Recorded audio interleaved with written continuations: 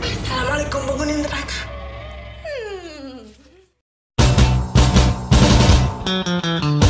Ya dan halo guys, welcome back to BCTV Sial Channel. Kembali lagi bersama gue Distira, gue Revan. Di konten kali ini kita akan membacakan alur film yang baru rilis tahun ini guys ya, yaitu film Corin. Film ini dirilis pada tahun 2023. Film ini menceritakan tentang para santriwati yang akan melaksanakan ujian praktik, yaitu pemanggilan jin Corin. Tetapi terjadi sesuatu hal yang mengerikan kepada mereka. Apakah yang akan terjadi kepada mereka? Dan sebelum lanjut, alangkah baiknya kalian tekan like, comment, share, and subscribe tentunya. Dan jangan lupa loncengnya guys, agar kalian tidak ketinggalan notifikasi dari channel ini. Gak usah banyak bacot saja ke alur filmnya. Cekicrot.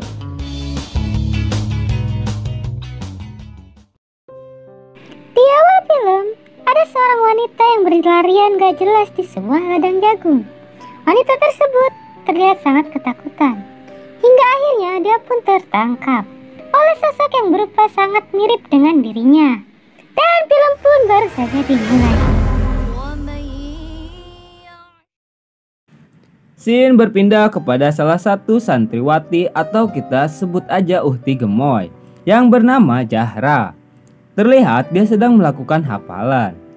Dikarenakan Zahra ini bergadang hafalan sampai tengah malam, dia pun pergi ke kamar mandi untuk membasuh mukanya agar tidak belekan.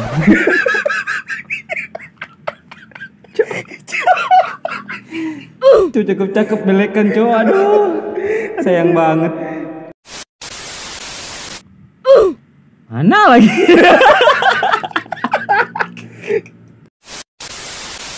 Namun inilah yang terjadi.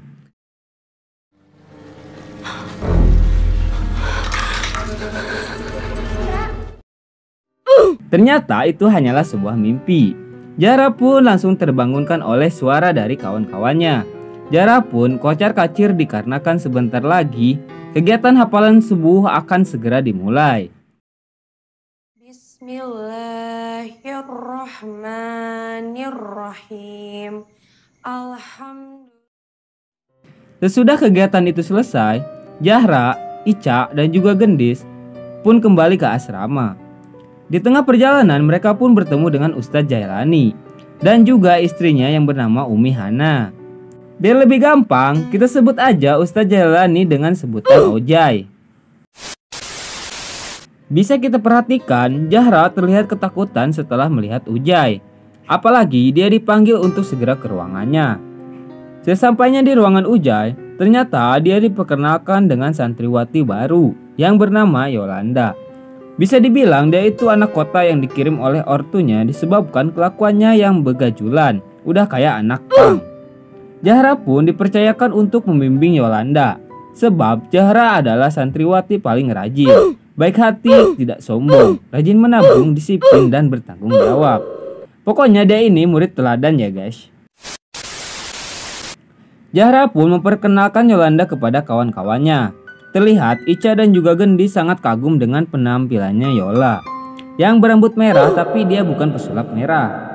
Tak lama kemudian datanglah salah satu guru mereka yang bernama Umi Yana. Setelah menyambut kedatangan Yola, Umi Yana pun memperingatkan para uhti untuk bersiap-siap melakukan sholat maghrib berjamaah. Ica dan juga yang lainnya pun buru-buru ke kamar mandi. Hingga Gendis pun tak sengaja menendang tasnya Yola yang isinya itu terdapat sebilah pisau. Yola pun menjelaskan bahwa pisau tersebut hanya untuk berjaga-jaga saja. Di malam harinya, para uhti pun sedang mengikuti pelajaran mengaji yang dipimpin oleh Ujai. Terlihat Zahra melihat di belakangnya Ujai ada sosok burik yang mirip sekali dengan Ujai. Sosok itu pun hanya duduk manis di belakangnya. Namun tiba-tiba datanglah penjaga pesantren yang membawa salah satu uhti yang mengalami kerasukan.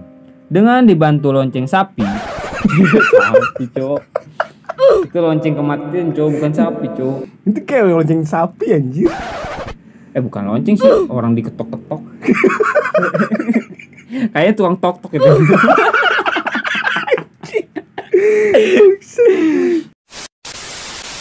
Ujai pun langsung meruqyahnya. Tak berlangsung lama, salah satu uhti lain juga ikutan join kerasukan. Sungguh aneh, Yola pun tidak mempercayai kejadian tersebut. Dan Zahra pun menjelaskan bahwa itu adalah suatu bukti bahwa manusia itu makhluk yang lemah dan memerlukan pertolongan dari Allah Subhanahu wa Ta'ala. Di keesokan paginya, mereka pun mengikuti pelajaran dari Ujai sambil membagikan selembaran kertas. Ujai pun mengumumkan bahwa sebentar lagi mereka akan mengikuti ujian praktek, yaitu pemanggilan jin Qorin. Jin Qorin adalah jin yang dekat sekali dengan manusia. Sosoknya itu sangat mirip sekali dengan manusia itu sendiri. Jin ini selalu menemani manusia dari awal dilahirkan sampai kematian menjemputnya. Tentunya ujian praktek pun bersifat wajib yang menentukan kelulusan bagi para uhti. Zahra pun ditunjuk untuk memimpin para uhti lain untuk mengumpulkan bahan-bahan sebagai syarat untuk praktek pemanggilan jin Qorin. Setelah Ujai selesai mengajar, istrinya pun membawakan segelas air suci dari abahnya sebagai syariat untuk diminumkan kepada Ujai agar mereka berdua segera mendapatkan keturunan. Ujai pun tak senang sebab dia merasa rudalnya itu disepelekan dan dianggap kurang tokcer. Singkat cerita, Yola mengajak Zahra untuk mengintip Ujai yang sedang menerima pasien kesurupan. Terlihat Ujai pun memberikan sebuah pocong mini kepada penjaga pesantren. Mereka pun tambah kepo dan melihat bahwa Ujai itu sedang melakukan ritual aneh. Lengkap dengan lonceng sapinya, dia pun membaca mantra yang berbunyi cinciripit. Dirasa sudah mengamankan barang bukti, mereka berdua pun langsung pergi dari tempat tersebut. Di saat itu juga Yola berusaha menahan para uhti lain agar tidak memberikan persyaratan ujian dan langsung memperlihatkan rekaman Ujai yang membuat para uhti langsung ketar-ketir. Apa boleh buat, Zahra pun sebagai perwakilan para uhti mencoba untuk mengusulkan agar membatalkan ujian praktek tersebut.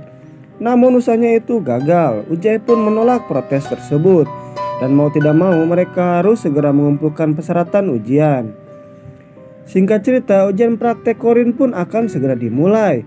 Dengan bisikan dan doa-doa dari Ujai, satu persatu para uhti pun melemparkan bahan-bahan praktek ke dalam empang kecil yang sudah dibungkus dengan kain kapan berbentuk pocong mini, persis dengan apa yang Yola dan juga Zahra lihat sebelumnya. Singkat waktu, ujian praktek pun selesai. Terlihat Umi Hana, yaitu istri dari Ujai, yang terbangun dikarenakan mendengar suara ulti Eudora dari luar rumah. Dia pun tak sengaja melihat sekumpulan kain kapan di laci kamarnya. Sontak dia pun syok setelah dia menyadari bahwa suaminya itu telah mempelajari ilmu tentang jin. Namun sebagai istri yang baik, Umi Hana pun hanya terdiam dan menuruti apa yang sedang suaminya itu kerjakan. Scene berpindah kepada Zahra yang melihat Ica sedang pelangak-pelongo gak jelas, udah kayak dililit hutang. Namun tiba-tiba ia melihat Ica dengan sosok yang sangat mengerikan. Ternyata itu hanya halusinasi.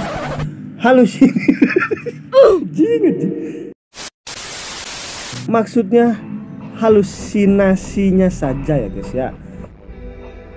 Di tengah malam, di saat Yola sedang asik sebat, dia melihat ada salah satu uhti yang sedang berjalan ke ruangannya Ujai. Dirasa ada yang aneh, dia pun bergegas untuk merekamnya sebagai barang bukti. Rekaman tersebut diperlihatkan kepada Zahra dan meminta pendapatnya atas kejadian aneh tersebut. Seketika itu juga Zahra bersikap aneh dan terlihat seolah-olah dia itu mengalami trauma. Yola pun langsung menyadari telah terjadi sesuatu juga kepada Zahra yang dilakukan oleh Ujai. Dengan inisiatif mereka pun memberanikan diri untuk melaporkannya ke ruang guru. Sesampainya di ruang guru, terlihat ruangan tersebut sepi. Yola pun langsung masuk sekaligus mencari informasi, sedangkan Zahra menjaga di luar. Namun Zahra malah pergi dikarenakan dia melihat sosok wanita pucat yang tiba-tiba menghilang. Dia pun dikagetkan dengan suara Umi Yana yang sedang memarahi Yola, dikarenakan dia telah terciduk masuk seenaknya ke ruang guru. Tanpa basa-basi lagi, Yola pun langsung melaporkan perbuatannya Ujai yang telah melecehkan para uhti gemoy. Bukannya menanggapinya, Umi Yana pun malah pergi dengan ekspresi yang seolah-olah tidak percaya dengan apa yang dibicarakan oleh Yola. Terlihat suasana yang membuat Zahra ketakutan di ruangannya Ujai.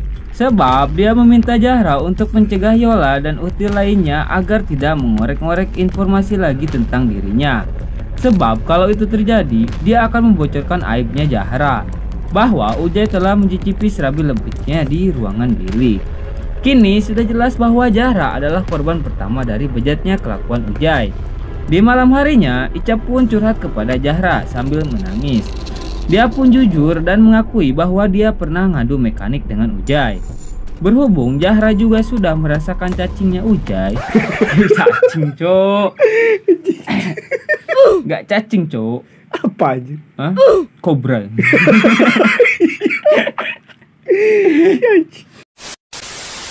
Dia pun mengerti dengan apa yang Ica rasakan. Mereka berdua pun tidak menyadari bahwa Yola itu sebenarnya tidak tidur dan sudah mendengar semuanya.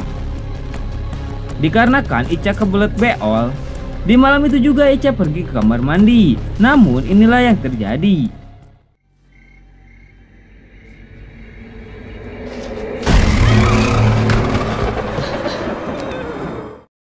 Korinya Ica muncul dan merasukinya. Terlihat Zahra juga terbangun. Dia pun bergegas mencarinya ke kamar mandi. Di saat itu juga terdengar suara lonceng sapi milik Ujai. Zahra pun bergegas bersembunyi. Ujai masuk ke kamar mandi wanita. Dan di situ juga ada Ica yang sudah dikendalikan olehnya. Dengan begitu Ujai dengan leluasa melakukan hal yang membuat mata kalian melongo sambil ngacai. Zahra pun hanya bisa terdiam sambil menangis melihat kejadian tersebut. Di keesokan harinya, para uhti gemoy pun dihukum cuma gara-gara kucing gak jelas milik gendis mati. Oleh karena itu, mereka semua dianggap melakukan keributan. Dengan bantuan jin Korin, mereka semua pun dibuat tunduk di hadapan Ujai.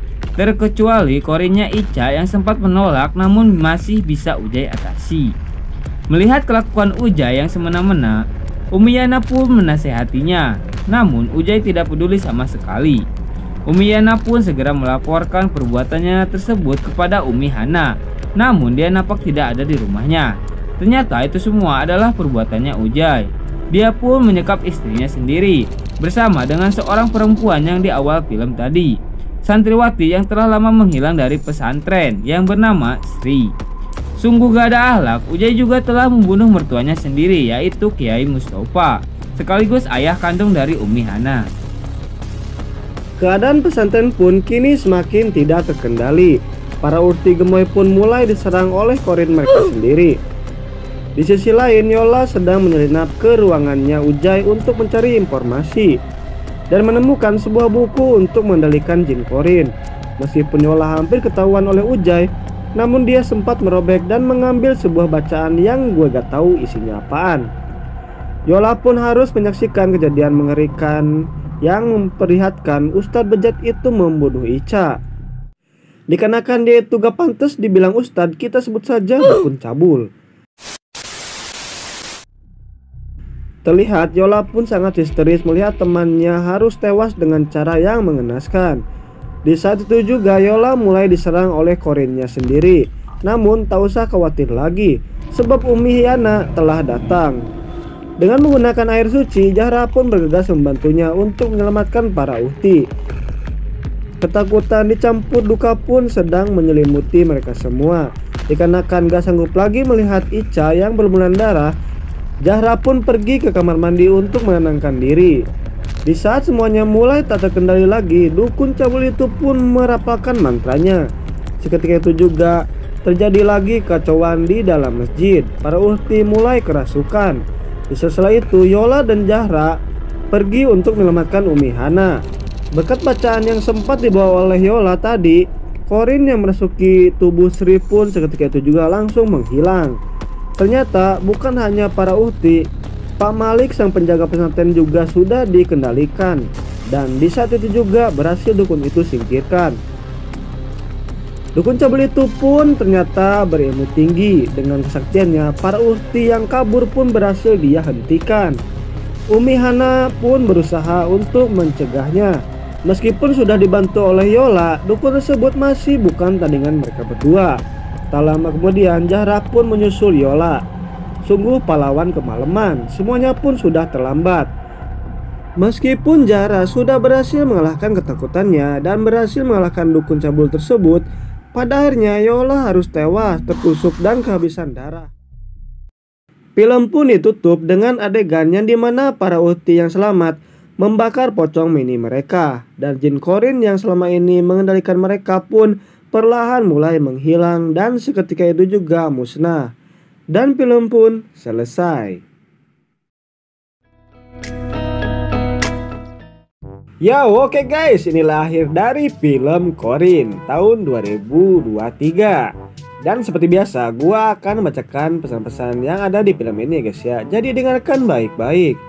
Film ini mengajarkan kita, jika rudal kalian itu cupu, jangan menjadikan kelemahan tersebut menjadi perbuatan yang syirik ya guys ya.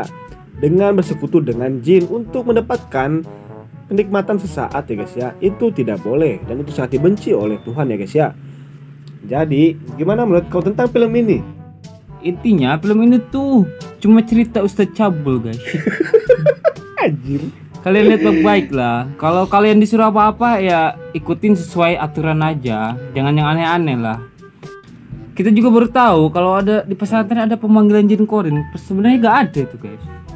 Ya itu cuma akal-akalan si dukun ini aja ini mah. Nah, iya makanya itulah. Dia pengen enak-enak tapi kedoknya Ustadz guys. Hati-hati ya guys kalau pesantren guys. Jadi bahaya buat ya guys para ya. cewek ya. Ya udahlah guys ya, jadi sampai sini saja. Terus dukung channel ini dengan cara like, comment, share, and subscribe tentunya. Dan jangan lupa loncengnya guys. Agar kalian tidak ketinggalan notifikasi dari channel ini. Gue Yustira pamit. Gua Revan. See you next video. Bye-bye.